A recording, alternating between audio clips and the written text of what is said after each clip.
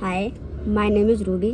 मैं आपको बताना चाहती हूँ, मैं डायरेक्ट सेलिंग इंडस्ट्री में काम करती हूँ और यहाँ पे जो चीज़ें मैंने सीखी हैं, जो इन्वायरमेंट है हमारा, जो हमारे आसपास के लोग हैं, वो किस टाइप के होते हैं, मैं आपको एक स्टोरी बताती हूँ। एक बार होता क्या है कि एक छोटा सा तालाब होता है और उस तालाब में जो पानी वाले पौधे होते हैं वो बहुत सारे होते हैं और उसी तालाब के नीचे बहुत सारे छोटे मोटे कीड़े रहते हैं। उन पूरे जो क्या होता है, कीड़ों का पूरा झुंड होता है। उसी के बीच से एक जड़ जा रही होती है ऊपर के साइड में। अब होता क्या है कि उस झुंड में से कुछ कीड़े उस जड़ को पकड़ के ऊपर जा रहे थे। अब जब वो ऊपर पहुंच जाते थे तो वो दोबारा कभी भी लौट के नीचे नहीं जा पाते थे। अब ऐसा था जैसे कि जब उनके झुंड में से कुछ कीड़े ऊपर जाते और रिटर्न नहीं आते थे तो उनके जो फैमिली वाले थे, जो उनके सदस्य थे, उन लोगों को टेंशन होने लगी कि एक्चुअल में ये लोग कहाँ जाते हैं, रिटर्न क्यों नहीं आते हैं। उन्होंने एक सभा बुलाई और उस सभा में ये डिसीजन लिया कि कोई पर्सन ऊपर जाए और ऊपर जाने के बाद में ये पता लगाए कि जो ऊपर गए हैं वो लोग रिटर्न क्यों नहीं आए। अब उनमें से कोई भी डिसीजन नहीं ले पा रहा था कि मैं ऊपर कैसे जाऊँ, ऊपर कैसे जाऊँ। अब उनमें से एक कीड़ा बाहर निकल के आता है और वो बोलता है कि मैं ऊपर जाता हूँ और मैं पता लगा के आता हूँ कि वो लोग एक्चुअल में कहाँ गए। वो कीड़ा क्या करता है, धीरे धीरे चढ़ना स्टार्ट करता है और ऊपर तक पहुँच जाता है। जब वो ऊपर पहुँचता है तो ऊपर देखता क्या है कि उसके चारों तरफ कमल के फूल हैं, बढ़िया सी खुशबू आ रही है। अब वो उस खुशबू को, उस रौनक को देख के बहुत ज़्यादा खुश होता है, नाचने लगता है, गाने लगता है। वो क्या करता है, धीरे धीरे उस कमल की पत्ती पे जाके बैठ जाता है। कमल की पत्ती पे जाके बैठता है कुछ टाइम तक, तो धूप की कीड़ों की वजह से उसकी जो बॉडी होती है वो सूख जाती है। अब शाम होती है, शाम होते होते उसकी बॉडी में कुछ हलचल सी होने लगती है। अब वो क्या करता है, अपनी बॉडी को हिलाता है। फिर उसके बाद में शाम को वो वहीं पे सो जाता है। जब वो सुबह उठता है तो वही सूरज की किरणों के साथ में जैसे ही उसकी बॉडी पे सूरज की किरणें पड़ती हैं तो वो देखता क्या है कि उसकी बॉडी में छोटे छोटे से पंख निकलने लगे हैं। अब वो छोटे छोटे पंख को देख के हैरान हो जाता है। वो उनको हिलाता है। जब वो उन्हें हिलाता है तो उसको अच्छा लगता है। अब वो क्या करता है, उन्हें बार बार हिलाता है। वही चीज़ वो 1-2 दिन तक लगातार करता है। अब उसके वो पंख बड़े हो जाते हैं। जब वो पंख बड़े हो जाते हैं तो वो धीरे धीरे उनको हिलाता है और हिलाने की वजह से क्या होता है कि वो उड़ना सीख जाता है। अब वो आसमान में, पेड़ पौधों पे, उन फूलों पे जाके देखता है, अच्छी अच्छी खुशबू लेता है, घूमता है, गाता है। उसको बहुत अच्छा लगता है कि वो आसमान में उड़ रहा है। अचानक से वो आसमान में उड़ रहा होता है तो देखता है कि नीचे जो है, जो तालाब है जहाँ से वो आया था, जहाँ पे वो कीड़े का झुंड था, वो उसको दिखाई देता है। तब उसको याद आता है, अरे मुझे तो रिटर्न जाना था, मैं तो पता लगाने आया था कि एक्चुअल में वो कहाँ गए हैं। अब वो सोचता है कि चलो ठीक है, मैं जाके नीचे जाके देखता हूँ।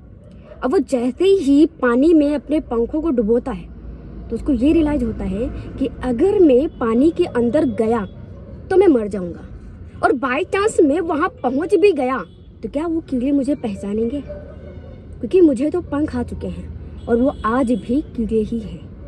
तो इस कहानी से ये समझ में आता है कि अगर आपको उस इन्वायरमेंट से निकलना है, अगर आपको सक्सेस होना है तो आपको सबसे पहले डिसीजन लेना पड़ेगा।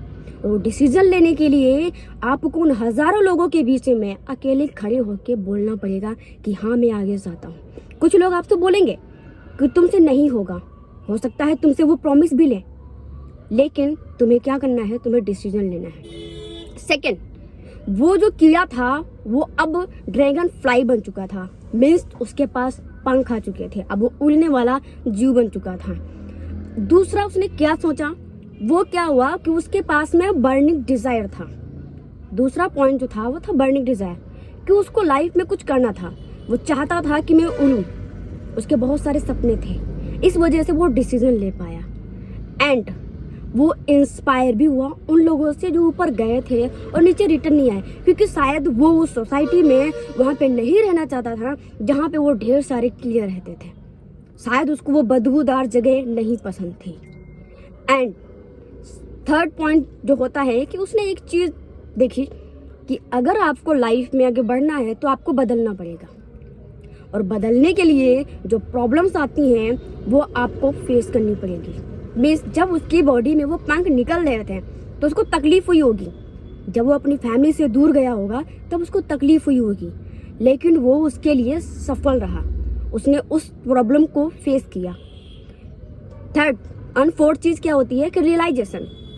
जब हम बाहर के लाइफ में सक्सेस हो जाते हैं तो हमें एक चीज़ रियलाइज होती है कि अगर मुझे उनके साथ में बैठना है जो आज भी उसी इन्वायरमेंट में है जहाँ पे वो पहले थे, अगर मुझे उनके साथ में बैठना तो मुझे क्या करना पड़ेगा, मुझे अपना स्टैंडर्ड डाउन करना पड़ेगा। तो हम अपना स्टैंडर्ड डाउन नहीं कर सकते। एंड अगर मैं चाहूँ कि वो लोग मुझे अपना के अपना स्टैंडर्ड ऊंचा कर लें तो शायद उनका स्टैंडर्ड भी वो अपना ऊंचा नहीं कर सकते। हाँ, एक चीज कर सकते हैं कि वो मुझे डाउन करने के लिए मुझे पुल कर सकते हैं, मुझे खींच सकते हैं। तो यही चीजें थी कि आपके अंदर transformation, realization and desire, burning desire, ये चीजें आपके अंदर होनी चाहिए। अगर आप लाइफ में आगे बढ़ रहे हो तो आपको ये चीजें देखनी है कि आपके साथ वाले अगर बदलना नहीं चाहते हैं तो उन चीज़ों को लेकर आपको परेशान नहीं होना, आपको टेंशन नहीं लेना है। क्योंकि आज नहीं तो कल शायद उस एनवायरनमेंट से कुछ लोग आपको देखकर इंस्पायर होंगे और आपके जैसे बनना भी चाहेंगे। सो आपको भी उस ड्रैगन फ्लाई के जैसा बनना है। अगर आपको उस एनवायरनमेंट में सर्वाइव करना है जहाँ से आप निकल के आए हो, जहाँ पे प्रेजेंट टाइम में हो, जैसे आप उस सोसाइटी से निकल के आए हो जो आप हमेशा बोलती रहती है कि तुम कुछ नहीं कर सकते, जहाँ पे आज भी लोग मजदूरी करते हैं, जहाँ पे आज भी लोग एक दूसरे को पीछे खींचते हैं, उस सोसाइटी से निकल के आप वहाँ पे आ गए हो जहाँ पे लोग सपोर्ट करते हैं, जहाँ पे लोग सपने देखते हैं, जहाँ से तुम अपने ड्रीम कंप्लीट कर सकते हो। तो आपको करना क्या पड़ेगा कि आपको उन लोगों का अपना दोस्त बनाना पड़ेगा, उन लोगों के साथ में आपको रहना पड़ेगा, उनको फॉलो अप करना पड़ेगा। तो यहाँ पे आने के लिए आपको अपने फ्रेंड्स, अपने रिलेटिव्स, अपने पड़ोसी, इन सबको भी आपको इग्नोर करना पड़ेगा। क्योंकि ये लोग चाहेंगे अगर कि वो तुम्हारे साथ में बैठें, अगर वो आपके साथ बैठते भी हैं तो उन्हें कंफर्ट फील नहीं होगा। इसलिए आप आगे बढ़ते रहो, अगर आपको रास्ता मिला है तो उस पर चलते रहो, जैसा जैसा लोग बताते हैं वैसा वैसा आपको करना है, जो आपको साथ देता है उसके साथ में आपको हमेशा के लिए रहना है। And thank you.